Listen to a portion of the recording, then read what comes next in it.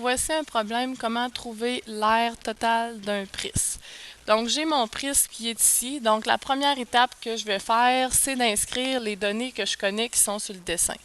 Donc, si je regarde pour l'aire de la base, donc je regarde ma base qui est ici, je vais inscrire les données. Le côté mesure 3 cm, l'apothème mesure 3,5 cm, le nombre de côtés, si je le compte, c'est 6 côtés.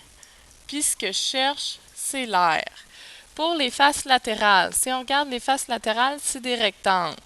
Donc, j'ai besoin de connaître la base de chacun de mes rectangles, qui est en fait le côté de mon hexagone qui mesure 3 cm et la hauteur qui mesure 8 cm. Et son aire, je ne le connais pas, donc c'est ce que je cherche.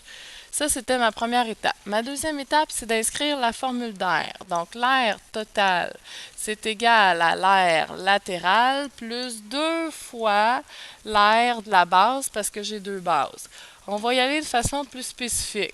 Donc, l'aire latérale, c'est des rectangles. Donc, la formule d'aire, c'est base fois hauteur. J'ai combien de rectangles? J'en ai autant que j'ai de côtés dans ma base, donc j'en ai 6.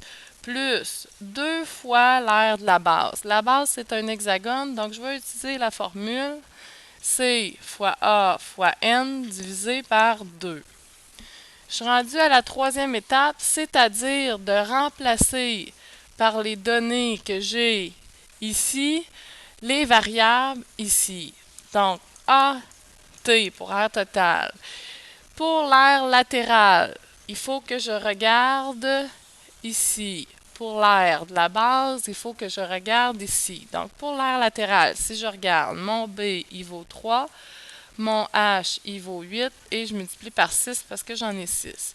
2 fois, pour l'aire de la base, le C, il vaut 3, le A vaut 3,5 et le N vaut 6 et je divise par 2.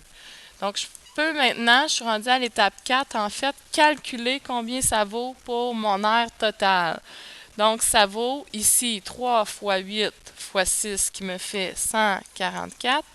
Plus ici, si je fais 2 fois 3 fois 3,5 fois 6 divisé par 2, j'obtiens 63. Si j'additionne tout ça ensemble, j'obtiens 207. Puis c'est des centimètres carrés et j'obtiens l'aire totale de mon prisme.